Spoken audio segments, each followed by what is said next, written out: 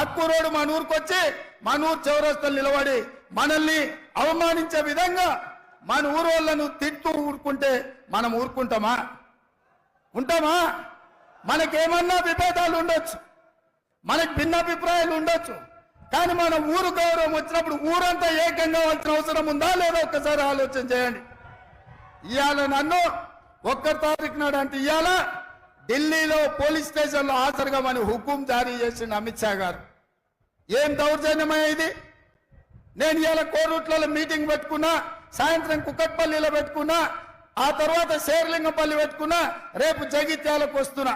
నేనంట ఎన్నికల ప్రచారం అంతా మానేసి ఢిల్లీ పోలీస్ స్టేషన్లో రాజ్యాంగం ఎందుకు రద్దు చేస్తున్నారు, రాజ్యాంగాన్ని ఎందుకు మారుస్తున్నారు అని అడిగినందుకు ఢిల్లీ పోలీస్ స్టేషన్లో ముద్దాయిగా పోయి నేను హాజరు కావాలనంట.